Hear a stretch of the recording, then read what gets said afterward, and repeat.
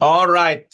I'm recording the lecture today, and this is thanks so much for our speaker. First, I would like to thank everyone who is joining us. And really, you are going to be for a wonderful, wonderful session with a dear friend, with someone who I really admire a lot, who has been trekking the Middle East and trekking Europe for quite some times, highly educated and down to the point. Today marks the second lecture in the Chastain-Johnston Middle Eastern webinar lecture series. And today I have Dr. Jonathan Spire. Let me speak about him a little bit. Jonathan is a leading author and analyst. He is the director of research at the Middle East Forum and editor of the Middle East Quarterly. He is a columnist at the Jerusalem Post and is a contributor to many newspapers and journals, including the Wall Street Journal. He has reported really, from many different places, including, in those war-torn, really, and very dangerous places. He frequently reported from Syria and Iraq. He has a BA from the London School of Economics, an MA from the School of Oriental and African Studies in London, and a PhD from the London School of Economics. And recently, as a matter of fact, I can tell you this, and I was really surprised and I was worried. Jonathan was in Damascus. Jonathan looked to see how the events are unfolding in Damascus, and also took the liberty and courage to go and seek out some of the very, very few remaining Jews in Damascus. And he's going to speak about it. So let me welcome Jonathan. Jonathan, thank you for being here. Really, I really thank you, Robert, for inviting me. I really me. thank you. It has been a pleasure. Really, it's a pleasure. So we don't waste time. We are going to speak for 45 minutes, 50 minutes maximum, and then we'll have questions for 20 minutes, 25 minutes maximum. And please, for all, keep muting yourself. And if you have a question, put it in the chat. So mainly, we don't have disruption when I talk or when Jonathan speaks. Jonathan, let me start with the first question, which really it's on the mind of all of us here, whether faculty, whether students, whether in the community. And this question relates to Gaza, and it has sub-question: hostages, ceasefire, and Trump's recent proposal, which really took us by surprise, the takeover of Gaza. So please take your time. I know they are difficult questions, but please, enlighten us. Sure. Well, thank you, Robert, for the question and for inviting me, and hello to everybody.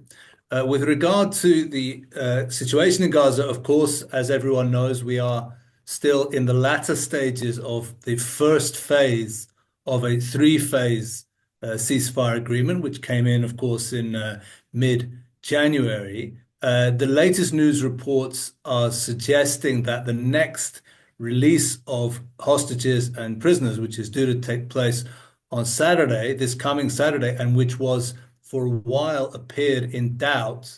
The latest report suggests that it is now back on track, which means that the three Israeli hostages are three male civilian Israeli hostages, which are due to be released on Saturday. It looks like they will be released, and the number of Palestinian security prisoners as well said to be released.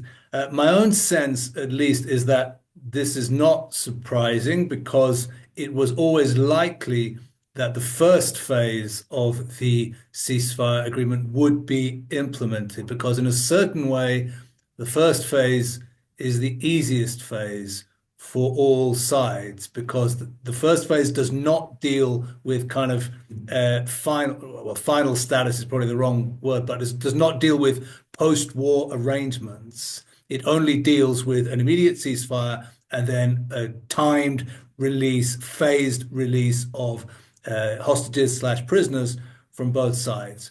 Once you get beyond the first phase into the second phase, and we're not there yet, we're still in the latter part of the first phase. There's still, after this next release, there will still be, I think, 14 more people to be released on the Israeli side till end of first phase.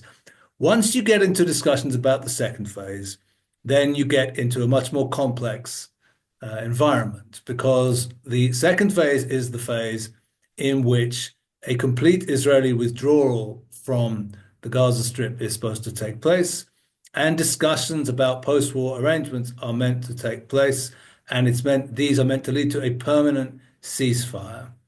Now, this is, of course, much more problematic and difficult to get to. It's long been suspected or reported that maybe the current government of Israel doesn't really wish to implement the second phase. The second phase, let me put it bluntly, in my estimation at least, if it is successfully concluded along the lines that the designers of the ceasefire intended, the second phase basically acknowledges the failure of the Israeli war effort for the last year and a half. Because after all, the central stated intention of the Israeli war effort in Gaza was to destroy Hamas governance in Gaza, to bring to an end the Islamist rule in Gaza of the Islamist movement, which of course conducted the massacres of October 7th that triggered the current war. But if the second phase is concluded, if Israel withdraws in its entirety from Gaza, and if there is a permanent ceasefire, and if the sub-meaning to that is that Hamas, as it now looks like it will, if that happens, begins to reconstitute itself as the de facto governing authority inside Gaza, then it will be very hard for the Netanyahu government to present this as any kind of achievement. Yes, Israelis will be happy if all the hostages come home, but once they're home, if they all come home, then the questions will begin to be asked. Yeah, okay, but hundreds of people died, and actually you haven't achieved the destruction of Hamas authority. So I think we are likely to complete the first phase. I'm much more in doubt about the second phase. I think it's a possibility we could be back to fighting at that stage. And with regard to the kind of wild card of Trump's proposals, which I think, by the way, took senior Israelis as much by surprise as they took everybody else. My sense, at least, and you will know better, I mean, he's your president, not mine, so to speak, at the end of the day. But my impression is from Trump, also from his first term, he tends to make these sort of very sweeping demands, and then he begins to negotiate. He's a businessman and he wants to make a deal. So he accepts that he demands 100, and I guess he expects to close on 60 or 50, so to speak.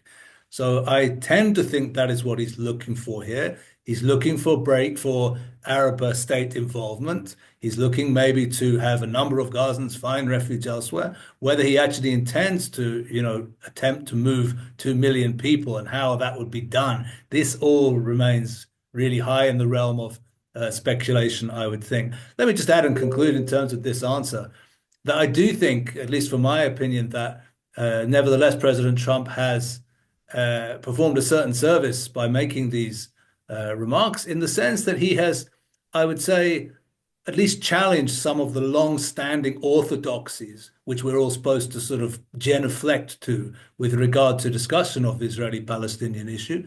And I think that can only be a good thing. My own view, at least, is that October 7th and what has followed it maybe does demand new thinking and new paradigms with regard to this long-standing conflict. So from that point of view, Trump, being as aware of the orthodoxies as everybody else and just choosing not to genuflect to them is maybe a good thing in terms of beginning of discussion. As I said, and I'll conclude this, I don't think it's likely or feasible or serious, the notion of the depopulation of the Gaza Strip. But certainly with regard to the way forward, I think we're still in an unclear situation. And regarding phase 2 of the hostage deal, I am not at all convinced that it will be fully completed as planned. Very good, Jonathan. Thank you. And I do believe, as you said, he is my president, but also, I do believe sometimes he put maximum pressure and then he walks back a little bit. Mm-hmm. And also in foreign policy, as we are in foreign policy, we like mainly predictability, and he's unpredictable in many ways. He's unconventional in many ways. And sometimes it works well, sometimes it kind of doesn't work well. But I do agree with you. Now, the second question here, just can you give us a little bit insight about the dynamics in Israel and the dynamics of parties in Israel? Lapid, the center, the right. How do you think Israel is moving now, and the place and the location of Netanyahu within this fluid, what I see here? Mainly, I haven't been to Israel, and I don't know how the situation right there, the politics. So how you see that? How is he navigating? I know he's successful. I know he is, what's called, and I don't say it in a bad way, he's a political, really an animal when it comes really to politics. He's really shrewd. Yeah. And I still remember, so many people wrote him off, like so many people wrote off Sharon at one time. And he Mhm. comes back stronger than ever before. This is how I Yeah. see sitting from my desk here in Boca Raton, Florida. So can you give us just an insight into the dynamics of the politics in Israel? Yeah. Well, first of all, I think you're right that, Netanyahu is really a great political survivor, and I think nobody should underestimate that. There was plenty of media speculation, people will remember, just in recent weeks on his when he was on his way to Washington, and then people saying, well, Netanyahu now seems to face an unsolvable dilemma because Trump is going to demand that he, moves in a certain way towards ending the conflict in Gaza. Clearly, Trump wants the war to wrap up, and he can't afford to disobey Trump. But on the other hand, if he goes too far towards that direction, his coalition will fall apart because he can't afford to disappoint Mr. Bezalel Smotrich of the Religious Zionism Party for reasons I'll go into in a moment. So people are saying, well, how is Bibi going to figure this out? And then, of course, lo and behold, he comes to Washington and Trump drops this bombshell that he's dropped about he has his own plans with regard to Gaza. And Netanyahu must have been overjoyed because in a certain way, he was kind of out-hawked by the US president. Far from making demands on the prime minister, the US president appears to be even more hawkish on the Gaza issue than he was. That's to say, Netanyahu said maybe war will begin again on Saturday if these three hostages are not released. But lo and behold, the US president delivered an ultimatum that if all the hostages aren't released by 12 noon on Saturday, all hell breaks loose. So actually, the US president, contrary to expectations, went beyond the Israeli prime minister in terms of his demands, enabling Netanyahu to happily maneuver in that direction. I think he's a great survivor. The fact of the matter is that at the end of the day, he has been prime minister for the greater part of the last 15 years, with a 1 year exception. This was the period in which the thinking and the assumptions and conceptions which led up to October 7th, were born and flourished. And nevertheless, he appears to not be set to pay any great political price for that. He did not resign after October 7th. He has managed the war. Many Israelis consider that the war has been managed in many ways well, certainly on the regional level, on the Gaza level, maybe less so. But with regard to actions taken vis-a-vis Iran, vis-a-vis Hezbollah in Lebanon, vis-a-vis the Houthis, vis-a-vis the Iraqi Shia militias, many Israelis give the prime minister pretty high grades in that regard, which means that all polls indicate that if elections were to be held tomorrow, which they're not going to be, but if they were to be held tomorrow, he would have a very good chance of forming the next government, also he and his Likud party. As things currently stand, they have a narrow majority in the Knesset. They only control, Netanyahu and his coalition only control 62 seats out of the 120-member Knesset. If people remember, this is because the party of Itamar Ben-Gvir, the kind of hard right-wing party of Ben-Gvir, has left the coalition. But nevertheless, with 62, you have to be careful, but you can govern. And I think also that one of the prime minister's additional advantages is that there is nobody currently active on the opposition front who has taken wing, so to speak. The opposition does not have a clear and acknowledged leader. Yair Lapid, you mentioned. Yair Lapid, of course, is a smart and articulate politician, but he is seen rightly or wrongly by many in Israel as a kind of lightweight. He doesn't really have the policy and security credentials that Israelis often like to demand of their leaders. Benny Gantz would be another one, Gadi Eisenkot, both former chiefs of staff of IDF, but neither is seen as possessing the political skills in their case. Lapid has political skills. In the case of these guys, neither are seen as being consummate politicians able to take on Netanyahu. The one leader who maybe could, at least the polls indicate, if he were to throw his hat back in the ring, would have a good chance of challenging Netanyahu is former Prime Minister Naftali Bennett. But as of now, at least, Bennett is out of politics. I think he will be coming back at some stage, but he doesn't seem to be in any particular hurry to come back. So at the moment, I think Netanyahu also benefits from the fact that the opposition is in some considerable disarray. So put all that together, his consummate political skills, the relatively positive conduct of many fronts of the war, not necessarily Gaza, but other important fronts from an Israeli point of view and the disarray of the opposition. I think that these all explain the fact that Israeli internal politics right now, insofar as they're ever stable, are actually fairly stable at the moment. The coalition is not in any danger on a serious level at all at the moment. Very good. Thank you. Thank you. Let's move to Lebanon now. And, you know, what I think, and as a matter of fact, and I put it out, indeed, Israel has really dealt a severe blow to Hezbollah. I believe many Lebanese, and especially those who speaks or who were opposing the Islamist party, they weren't able to do it. In fact, it was one party that was able to deal that Islamist party, you know, a severe blow, and to somehow offer an opportunity for a new Lebanon where, you know, many people will not be murdered. Many leaders can speak their mind. Many people would speak their mind, not fearing what's going to happen to them or to their children. And of course, you know, people that really would like, you know, as a father myself, the most important thing is like, I would like to plan a future for my children. And somehow under Hezbollah in Lebanon, they hijacked the decision of peace, you know, and war. And you cannot plan in Lebanon. So now we have a new government. And as you know, this new government, it was formed. You have 24 cabinet ministers. You have, for the first time, I would say, since 1990, since the occupation of Lebanon by Syria, you have today 20 who are opposed to Hezbollah, and you have 2 with Amal and 2 with Hezbollah. So really today, I would say it's way better than before. But also at the same time, you know, some member of this cabinet, some member of the parties, you know, they say, listen, you know, we are having problems somehow with Israel. Israel is still going in. Israel saying every time is going to mainly postpone its withdrawal from Lebanon. So can you tell us really, you know, what's the position of Israel vis-a-vis Lebanon now, as you see it?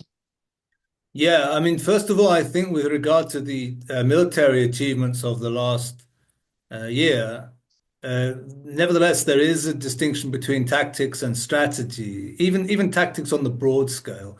That's to say, undoubtedly, the intelligence coup, which led to, you know, the pager attacks wiping out, you know, what, between 3,000 and 4,000, taking 3,000 or 4,000 fighters off the table with one stroke, you know, and then the walkie-talkies, and of course the assassination of the whole leadership echelon of Lebanese Hezbollah, including, of course, Hassan Nasrallah and Ibrahim Aqil and lesser known names, significant and senior figures. These all add up to a very, I think, considerable achievement. I think many Israelis were also pleased to see that the ground army in its maneuver close to the border appeared to do quite well. I mean, there were not major casualties. The army managed to push forward because, you know, from Israeli point of view, there is an expectation, I would say, that the Air Force and that air power and intelligence and special forces operations will be on a very high level. But often there's much more of a question mark over the performance of what Israelis would call the big army, you know, the big infantry and armored battalions, which are not always seen as performing on the same level. So from this point of view, I think there's a great deal of satisfaction. I think really a very major military question from an Israeli point of view was settled in a good way in the course of the summer and autumn of 2024. You remember, Robert, that for many years prior to the last year, there was kind of a scenario hanging over Israel where people would say, well, you know, if we go to war with Hezbollah, the fact is that Hezbollah possesses the capacity to overwhelm Israeli air defenses. Correct. And if that happens, then you could see thousands of dead in Israeli cities. This was a realistic scenario which was talked about in media and in policy discussion in Israel for the last decade or so, since, as you know, we saw Hezbollah building up this massive medium and long-range rocket arsenal subsequent to the 2006 war. And in many ways, well, not in many ways, clearly this question has now been settled. That's to say, no, Hezbollah did not have that capacity. Israel launched itself at Lebanese Hezbollah and destroyed the greater part of the Hezbollah long-range missile capacity. 80%, we are told, of this capacity has been destroyed. Air defenses were not overwhelmed. Iron Dome and David Sling did not collapse. And therefore, in many ways, I don't want to exaggerate it, but in many ways, the threat from Lebanese Hezbollah, which had been seen as this looming sword of Damocles over Israel's head since the summer war of 2006, was revealed to have much less behind it than some had feared. So Yeah. from this point of view, the news is very good. Okay. As to whether this really translates into a new dispensation in Lebanon, in which we can really see a situation where Hezbollah's strength in the country, or at least in the south of the country, is broken, I tend to be a little bit more skeptical. I mean, I don't want to sort of pour water on the celebration, so to speak, but I tend to think, well, yes, this organization has been very much weakened in the same way that the Iranian axis throughout the region has been weakened in Syria, in Iraq, among the Palestinians also, in Yemen, it's received blows. But my question would be, and this I ask myself and others as well, colleagues as well, whether something fundamental has changed. In Syria, something fundamental has changed, Yeah. by contrast, right? The regime has fallen, a new regime has replaced it, and this new regime is emerging, and we're still finding out about it. But my sense, at least, is that in Lebanon, the basic building blocks whereby Hezbollah has an armed, independent capacity with a major regional power backing it, trying to make it stronger than the official state structures and state army. It seems to me that this basic structure has not collapsed. It's just that one of the players has been made much, much weaker. So I guess my sense would be this buys us maybe a considerable amount of time. But does it fundamentally change the picture? I personally am less convinced that it does. I think that the Iranians will begin, of course, and are already beginning, as we see, to try to build up Hezbollah's strength again. Undoubtedly, it means for a period now, Hezbollah has to be much more modest in its behavior and in its ambitions. But whether it fundamentally changes the picture, I'm somewhat in doubt. And I think that this is the reason why, as you can see, there is a great reluctance on the part of Israel to pull back actually from the sort of de facto buffer zone, 5 kilometers or so across the border, which it Yeah. has built up since last September. Now there's a reprieve till February 18th. You hear in the media Yeah. that Israel is asking the Americans to stay till that it can stay till April. Clearly, there is a sense on the Israeli side that nothing fundamental has yet changed further north, and that therefore Israel would like to stick around for a while. Let us not forget that over 60,000 Israelis were displaced from their homes Correct. in the northern border area, and these people have not yet begun to come back. They don't yet feel safe to come back. And I think on the Israeli side, there is a kind of reluctance to pull back from the places taken in Lebanon currently, temporarily, until that begins to shift and Israelis begin to feel safe enough to come back to their homes. And right now, I think they don't. So my sense, at least, and there, of course, are many ways to see this, but my sense, at least, is that how can I put it? The fundamental balance in Lebanon, I think, has not yet been shifted. My sense, at least, is that, at least from the Israeli side, that would become feasible if there were to be a military force on the other side of the border able to take on Hezbollah and fundamentally weaken it in the way that, if we can take an example, the way that Hayat Tahrir al-Sham took down Iran's project in Syria. This has happened. In Lebanon, nothing comparable has happened yet. And I think that until it does, basically the same equation from the point of view of Israeli policymaking is likely to hold. That's my sense, at least. Yeah, well, let me say something mainly from the perspective of the Lebanese that I speak with, and being, I was born in that countries. I share your doubts, really. And why I share your doubts? Because this confessional system and the parties within this confessional system, they are there. They are there, and they dealt with Hezbollah before. They did, I think, a big mistake in 2005 when Israel withdrew, sorry, when Syria withdrew from Lebanon, and then they brought Hezbollah, in the quarters, and I worry about indeed, and this worry extend also about their ability or their reluctance, to go and give the Lebanese army, a lot of power in that, as the president, said in his speech, in his presidential speech, no arms outside the Lebanese government. So again, I see, I am in between, and I am hoping, but also I share the doubts, and I hope this is what I hope, and this is my message has been always only you need the Lebanese army. The Lebanese army, only the Lebanese army should have the weapons. Only the Lebanese army, should control, not south of Litani and north of Litani. So this is what I hope, really, and I hope to see, a pass in this direction. But I do share some of your doubts, Jonathan. Now let's move to Syria. And here I really, when I heard that you were in Syria, I said, this guy, really, how did he manage? I know you have been to Kurdistan in Syria, to, Kamishli, and all these places. But to go to Damascus, especially, after the fall of the regime, when the situation is volatile, and more so, I got a little bit more surprised with you when I heard that you are going to seek out whatever Jews are left in Damascus. And you mentioned now you have five or six you have now. Seven, I was told. Seven. Yeah. And you met with someone. So I tip my hat for you. So tell us first, and these are the question now. First, what do you see, now? And of course, we cannot look in the future, but what do you see now about the Sharia and about what's happening, within Syria, the dynamics within Syria, vis-a-vis the Kurds also, vis-a-vis Turkey and Saudi Arabia in Syria. And then at last, merely your visit to Damascus and your really, your talk, your audience with the Jewish from which neighborhood? You mentioned that, and I forget the neighborhood name. Yeah, it was it's the old Jewish quarter in the old Jewish quarter. All right, but it has a name. What's the name? Bab what something? I forgot.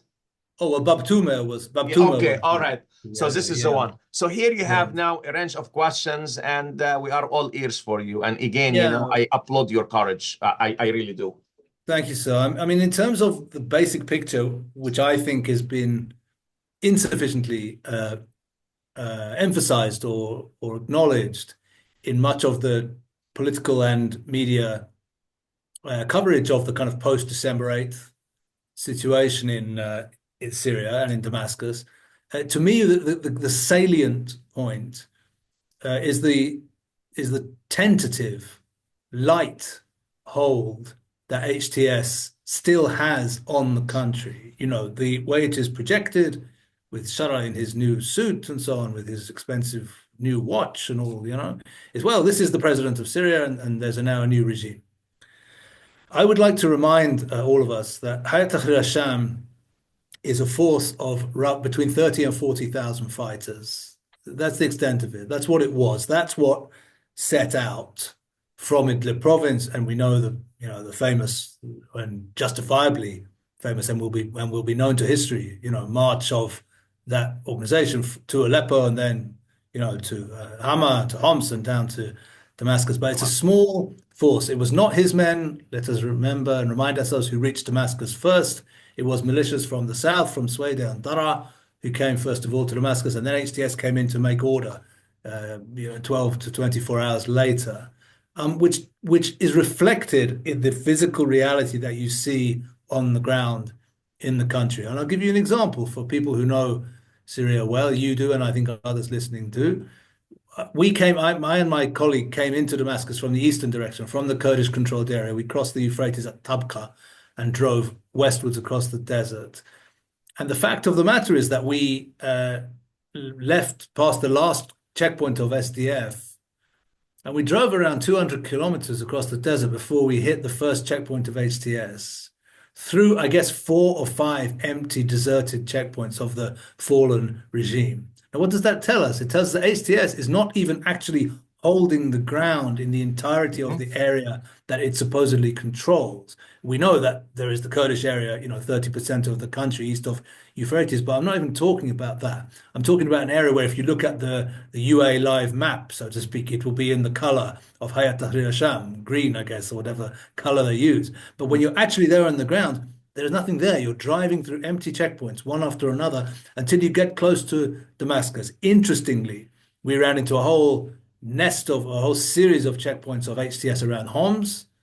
And in retrospect, I think this was because some kind of security operation was going on around there. Because once we got past that, then nothing all the way into Damascus. Wow. No major checkpoint at the entry to Damascus city. We just drove in. which tells us something. It tells us, in my estimation at least, that HTS is short of manpower. Now, I wasn't able, because of limitation of time, to go down to Dara and Sueda. I wanted to go because I wanted to see how far we would get until we ran into checkpoints of something other than HTS in those provinces, because what I hear is that you will, that there are Druze militia which holds Sueda. There is Ahmed Oda militia, former 8th Legion, which holds Dara. The point I'm trying to make is that HTS's hold on the country is much more provisional and tentative than has been reflected in much coverage. And it seems to me that the first task facing this new government, which I think will take it not months, but probably a year or 2 years, will be the effort to impose its authority throughout the entirety of the territory of Syria. It's a long way away. It has a number of stations to pass before it gets to that point. It's not clear if it will get to that point. This is the big task facing government of Ahmed Shara Abu Muhammad al-Sholani in the period opening up. So this is kind of the basic point, which I think it was worth going to Syria and worth going to Damascus to get this very clear impression. And let me say that this reality, or this sense, is reflected also in the city itself, of Damascus. I mean, HTS have disbanded the Assad police force. So there's no police in Damascus right now. Wow. There's just HTS guys with AK-47s wandering around and sometimes directing traffic or sometimes not. Again, my visit was already nearly 3 weeks ago, so I'm sure things may have moved on. But this was the very clear impression of a very under-governed, if I can put it that way, or lightly governed space. Of course, it's very interesting because for those of us, many of us here, I think, visited Syria during the time of the Assads, when, of course, Syria was exactly over-governed. That's to say that the pressure was that the regime and its various organs were just everywhere. In every room, you could sit with 2 Syrians, and the impression was that the regime was somehow there as well. So there's a very big distinction, and it will take HTS, I think, a long while to impose itself on that. Lastly, with regard to, you mentioned or asked also about international connections, of the new regime or new government. Look, to me, I think it's really important to bear in mind that the arrival of HTS to Damascus is a triumph, of course, for Ahmed Shara and his movement, but it is no less a strategic triumph for the Turkish government. Yes. And in this regard, I think, and I'd say that as people who know my writing will know, not as somebody who is a friend of AKP-led Turkey, to put it mildly, but this is simply an observation of clear fact. Right. All of us know, and it's really fascinating to observe history from such a close vantage point. All of us remember that just 3-4 months ago, I mean, in the autumn of 2024, Syria watchers were asking themselves, scratching their heads and saying, why is Erdogan still holding on to this ridiculous little enclave in the northwest? Doesn't he realize it's over? The entire region, not just the region, not just the Emiratis and Saudis, but the Europeans as well, Mrs. Meloni and the Italians, are pioneering the return of the Assad regime to normality, to legitimacy, to international connections. Why is Erdogan still waving this original Syrian Republic flag that we've almost forgotten about up in the northwest in Idlib with this crowd of jihadis there? Why doesn't he realize the way the wind is going and withdraw? Well, as it turns out, he knew something which maybe others did not. I don't think he knew. I don't think Shara knew either, that when they pushed towards Aleppo, they would finish the journey in Damascus. Yeah. I don't think they had any idea about that. Yeah. But nevertheless, as it turns out, that's the way it works. And it turns out that Erdogan was a strategic masterstroke to keep this little 10% dusty enclave up in Idlib. And it's fascinating from a already historical point of view to note that the regime and the Russians, how smart they thought they were, if you remember, with these reconciliation agreements, this policy they have where they said, well, we don't have to retake the country militarily. We will just say to anybody who doesn't want to surrender, no problem, just go and disappear up to your own little jihadi theme park up in Idlib, and everyone will forget about you. And now it turns out they were busily building the fire that would eventually consume them, busily with their own hands building that fire. It's an absolutely fascinating process. So Turkey comes out of it a big winner. And we see already talk of military alliance between the new government and Turkey, of Turkish bases on Syrian soil. This is going to be a Turkish client state, without any doubt, which means also a Qatari ally as well. It represents fascinatingly and importantly, and maybe ominously also, the return of Sunni political Islam to the Yes. Levant in a very major way. In this way, I would even compare it to Hamas attacks of October 7th, in the sense that those also represented the return in a huge way of Sunni political Islam onto the map, when many of us had thought that it was largely a contained force. So there's a link in that respect, I think, between the Gaza war and the victory of HTS in Syria. They both represent the return of Sunni politics and Sunni political Islam specifically to center stage in the Levant. In the case of HTS, I think aligned with Turkey and Qatar, who emerge as the big winners. Iran, of course, and Hezbollah and its axis are the big losers. And the rest of us, Israel and Gulf states and others, are a little bit wary spectators right now. We don't yet know. We're only speculating as to exactly what this government will mean. Let us remember, and I'll conclude on this, I don't want to go on and on, but just to say, looking at the career of Abu Muhammad al-Zulani, it is already one of the most remarkable careers of the Syrian civil war. This is a man who was fighting with Abu Musab al-Zarqawi in Yeah. Iraq, not 50 years ago, but 10, 15 years ago, a Correct. young man, So this is somebody who starts from the most extreme Salafi jihadis. And we know about Salafi jihadis. We know it from bin Laden. We know it from Zarqawi. We know it from Baghdadi also, that the usual trajectory they take, if they do well, is thanks to their military, if I can put it that way, practices, they carve out a space for themselves. And then as soon as they have the space for themselves, they destroy themselves by declaring war on the rest of the world or on powers much bigger than themselves, who then destroy them. That's the way it's supposed to go. That's the way it usually goes. Al-Zulani is the first one from that crowd not Yes. to do that and to do something else. Very significant and interesting. So we should not assume that he's going to revert to type. I don't think there is some formula where he must eventually become like the other Salafis. No, he's already shown he's very different. But what precisely he will do, what precisely he will be, it belongs still very much to speculation. The Turks have plenty to be happy about and work towards. The Yes. Iranians have plenty to weep and lament about. And the rest of us are watching very carefully, trying to think up what's going to happen next. Let me follow up, Jonathan. You have people here and in Syria, and they are worried about the Kurds. And the message that's coming from Turkey to Trump, as a matter of fact, listen, you have ISIS, you have a whole camp where you have 60,000 ISIS and their families. And now the message is coming to Washington, D.C. Listen, you don't need, the Syrian democratic forces. You don't need those Kurds. We are going to offer you the protection. And in the recent meeting between Shara and Erdogan, really, they made a point that we want, central authority to be governing all of Syria. And this will open the door to question, about Trump. And you remember what happened in 2019 when he spoke with Erdogan and United States withdrew. And the Kurds were not happy. So now, really, you have some people, and I am one of them, really. I say, okay, what's going to happen next? I feel that Trump somehow is leaning a little bit toward Erdogan. Marco Rubio, the Secretary of State, he spoke, no, we have to kind of help and protect all the minority, including the Kurds. But I don't see really a policy. I know that Trump, you have 2,000 troops. He really would like to, to remove them from there. But you have a lot of ramification now. It's happening. And I think myself, this is my on the observation, really you have in the Trump realm, some people say, okay, what's Syria? We don't have that much really the interest there. Okay, what's for us? But on the other hand, I would say myself, a little involvement in United States, could provide, as a matter of fact, could generate a lot of things, on the ground, which could protect the Kurds. And I would like to hear from you.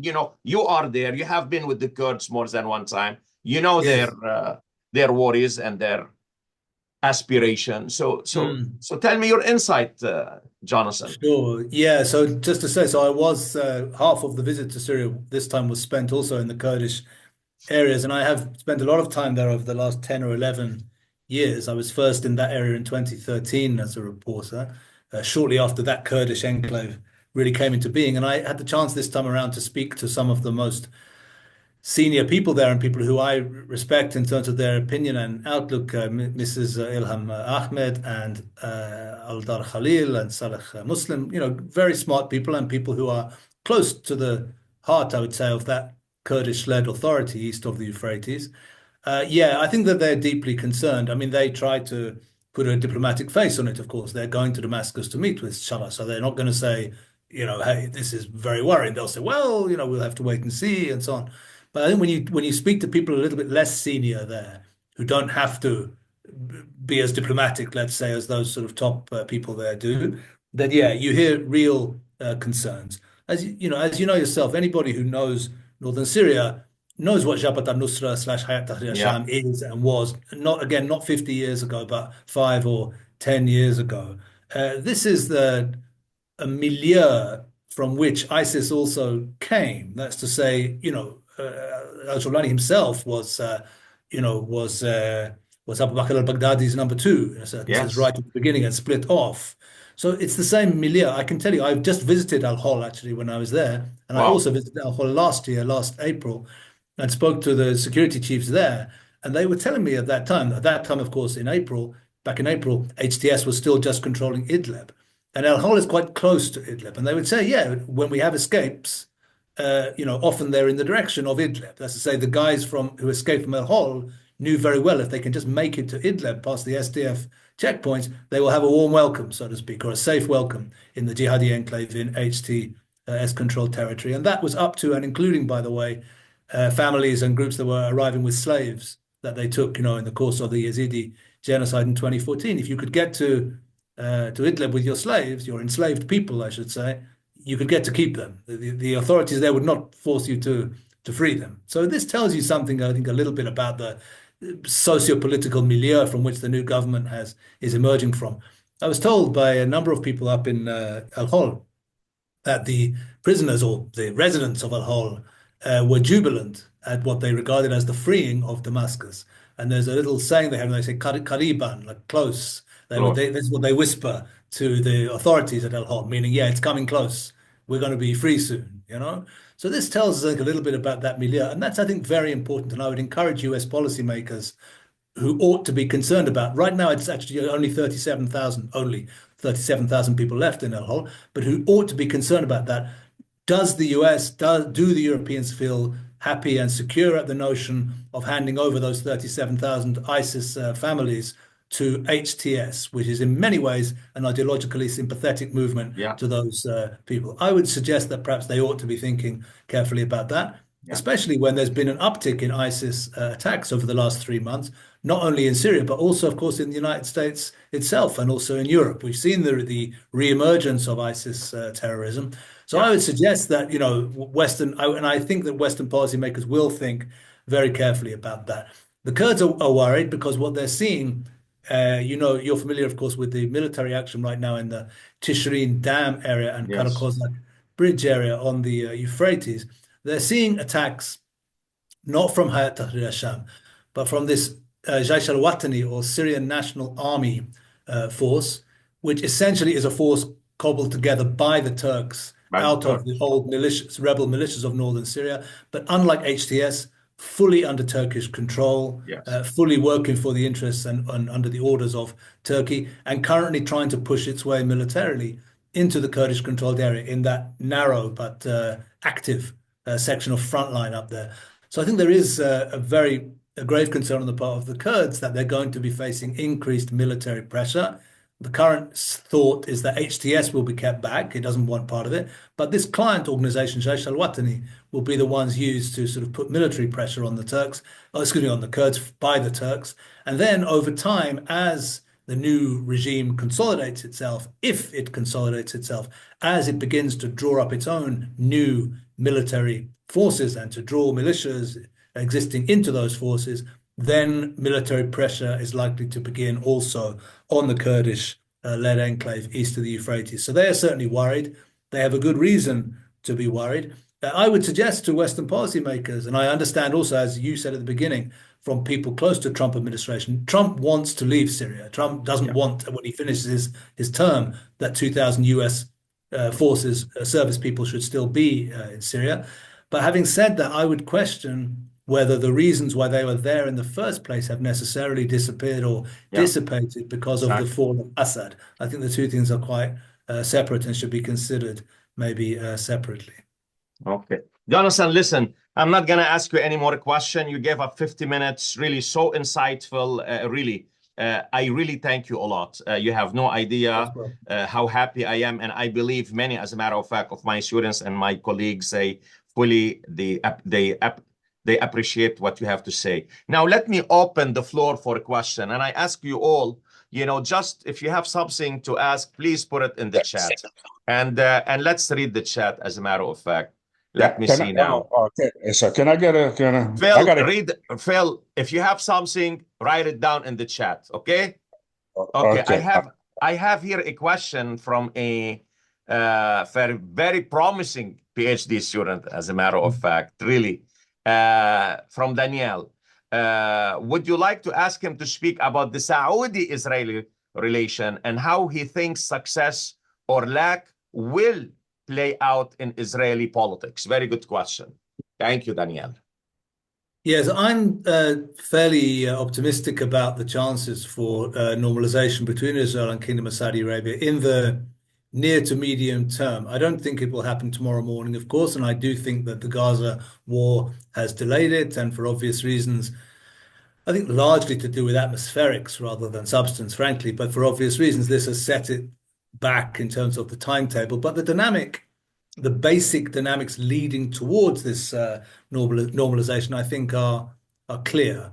It's very clearly in the interests of Kingdom of Saudi Arabia for economic reasons, as it moves towards a post-petrochemicals-based economy, to connect to dynamic economic actors and factors in the neighborhood. And Israel obviously constitutes, an example, or maybe the example in the neighborhood of such a actor. I do think that, given the ongoing challenge of Iran, and Iran, again, has not been destroyed as a result of the setbacks it's experienced in the region over the course of the last year. It's been set back, but it's going to try to come forward again. That basic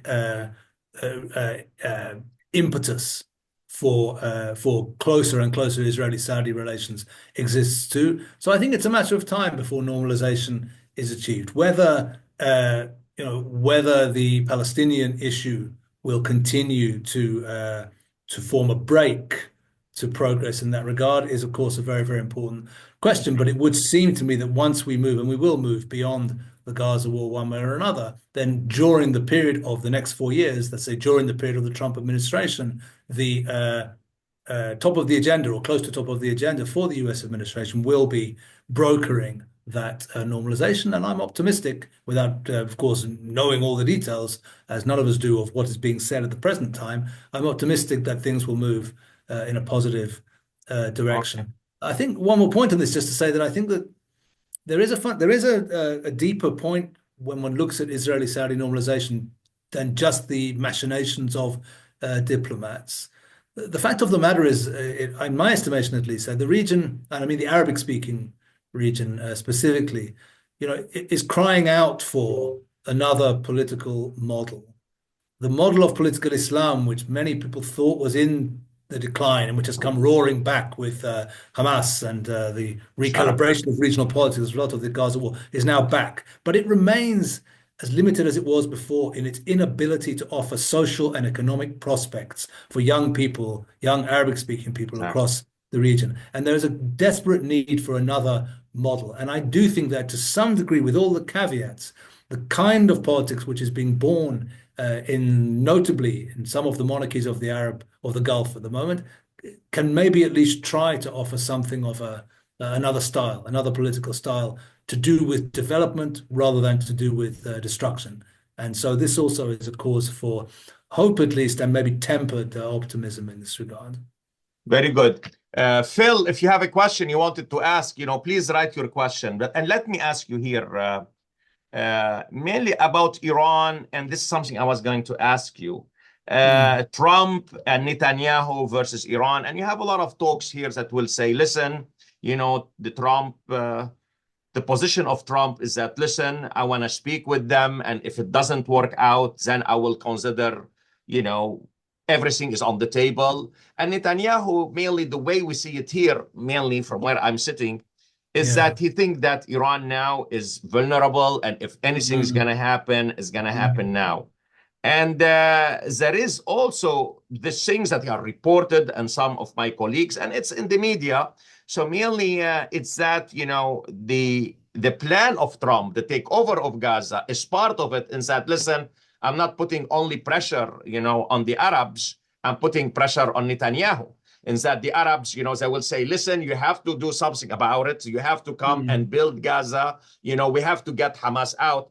But from Netanyahu, really there is that, listen, I am not ready now to bomb Iran. Let me speak with them first. So really, I would like really to take your insight here, how things between Trump and Netanyahu vis-a-vis, the Iranian regime. Certainly with regard to Netanyahu's position and the Israeli position, yes, I think there is real and serious talk now that this could be the time to take military action against the Iranian nuclear facilities. Let us remember that Iran's air defenses were tested by Israel on October 26th and found to be weak and have been made weaker by that. Very, very serious. And I stress the seriousness of this. The first Israeli response in April was exploratory and tentative, but the response in October was a real military response, and the Iranians were seriously weakened. They're not going to be weak forever. They're looking for the S-400 system, the Russian system, but they haven't got it right now. So there's a window of opportunity there. Iran is weak and is weakened and is hurting. But from what we hear, at least, and what Mr. Grossi at IAEA tells us, Rafael Grossi, is that their enrichment of uranium to 60% is increasing in pace.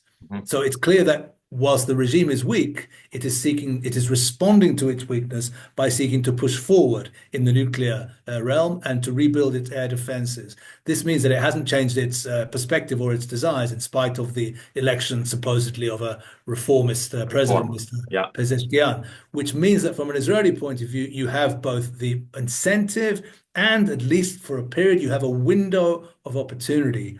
And I think that also Israel's actions in October 26th, in a certain sense, broke the taboo for many Israelis, at least, which says, wow, it's still a huge leap till you see open Israeli air action against targets in Iran. Well, that has been reached now. And we even see that on October 26th, targets related to the nuclear program in Palestine were hit. So, it's on the agenda now, and it's very realistic. Yes, I agree with you that there is a difference here between the Israeli perspective and currently that of Trump. But I would suspect that Trump will allow a window of opportunity for Iran for a new deal. But once he realizes that there's no, if I can be cynical for a moment, that there's no Nobel Peace Prize in it for him, because actually Supreme Leader Khamenei is determined to reach a nuclear capacity and will not reach a real deal for stopping the program, then I would suspect that he may well come on board with the Israeli outlook and the Israeli desires. So I think people should take this very seriously indeed. In the course of the next year or so, the prospect of further Israeli air action against targets in Iran is very, very realistic indeed.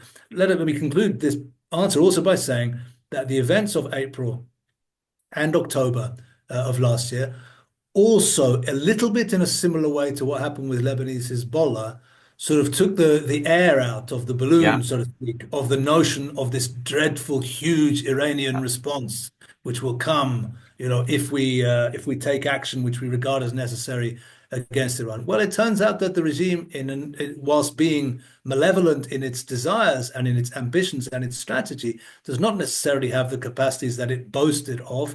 And that also, I think, contributes to the sense that I and others certainly have, that the prospect for this in the course of the next year or so is more real now than it has been at any time in the past. And I say that, by the way, as somebody who back in 2012, if you remember, when people were talking about a possibly imminent Israeli attack on nuclear facilities, I was always convinced it wouldn't happen then and said so.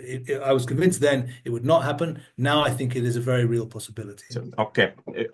Listen, I have three questions, and this is it, mainly from Phil and Amira and Renat.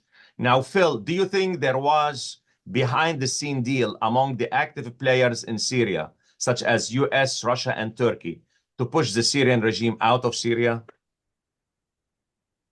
I mean, I think one can only be speculating here, of course. I think with regard to the US and Turkey, I have no doubt that the US and Turkey are on a similar page in this regard. The real question is Russia. Russia. Did Russia? I mean, clearly yes, in the sense that what we already kind of know is that the Russians were the ones who gave Bashar the order to get on the plane to Yeah. Moscow. At a certain point, they told him, "Yeah, it's over." Yeah. But the question is but as to whether that reflected some prior decision by the Russians, or whether they simply witnessed the rapid collapse of Assad's armed Yeah. forces, so that if on December 2nd or 3rd, Assad had gone to Khmeimim, to airbase, and said, "Well, look, can you mobilize aircraft to help me?" At that point, the Russian commanders would have said, "But to help you do what?" Yeah. With all due respect to Russian air power, an air force needs a ground force to support and to protect. If there's nothing on the ground, then what Right. exactly are the Russian aircraft supposed to do? So I'm not sure. I mean, I don't think we know yet, and maybe we'll never know, but certainly don't think we know yet conclusively whether or not there was such a Russian acquiescence to the fall of Bashar al-Assad. And I at least consider it equally likely or possible that what there was simply rapidly developing Yeah. events, which just the reality overtook any desire that the Russians or Iranians might have had to defend Bashar at any given stage. Yeah. I think it's equally Jonathan. likely it was Yeah. that. Yeah. Jonathan, there is much talk is that the Russians, as a matter of fact, before the collapse of the regime before by 2 months, they were telling him, listen, you have to do something. You have to do something. And they were not happy with him. They were not happy with him. And I hear, Yes. some general flew from Moscow to Syria, and they told him, listen, you have to do something. You have to do, we Yeah. feel that your army is not strong enough, but I cannot put my finger on it like you said. So thank you. Let me go to Amira now, and I have another question from Renat, and this is where we stop. Amira, is there any consideration in Israel for how the international community would view a preemptive blow to Iran?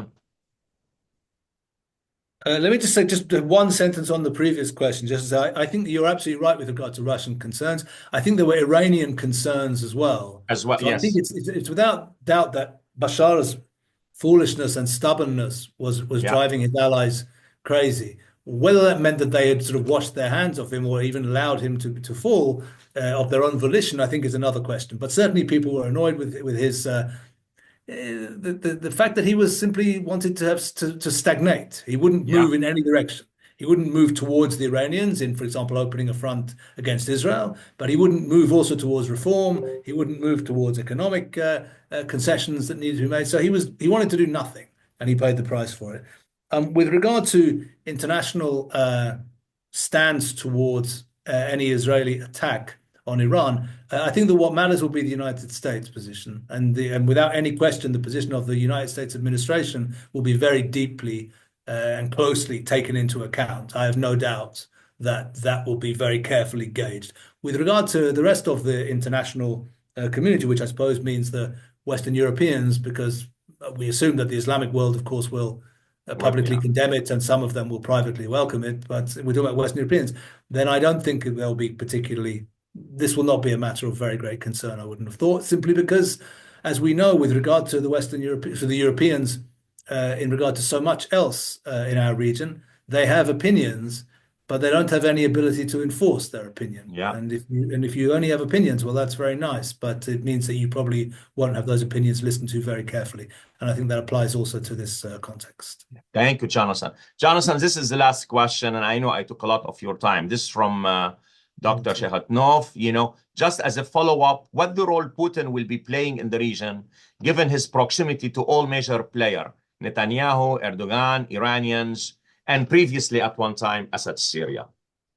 Yeah, I mean, it's a fascinating question because my sense is you're absolutely right. He has close proximity to everybody, but also he has a massive strategic or even historic question of his own to focus on, namely the issue of Ukraine, which, as we now see, may be moving in some kind of a direction. But without any question, this will continue to be, as it has been since February 2022. This will be front and center of his concerns. I think most of what he has been doing in the Middle East since then has been really trying to shore up and preserve a position rather than advance a position at such a time when he is so busy with a historic war on his own doorstep. As we see, and I do still consider, I mean, as we see, he has not managed to preserve that position because, after all, the only treaty-based ally which the Russians had in the region was the Assad regime in Syria. And Yeah. they had this treaty-based ally since the old days of Soviet Union in the 1960s, and they just lost it in the last 2 months.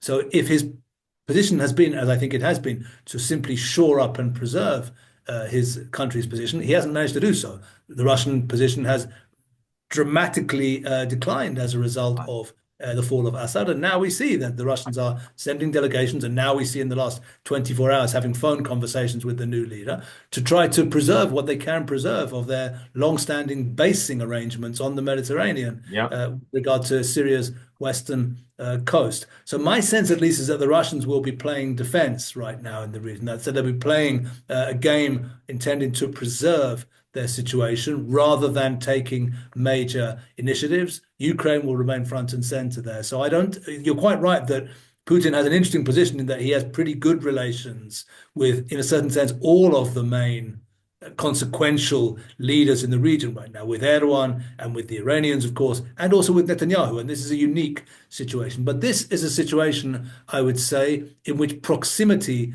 does not necessarily equal influence. Yeah. That would be my sense right now, at least for Putin, for the period immediately ahead.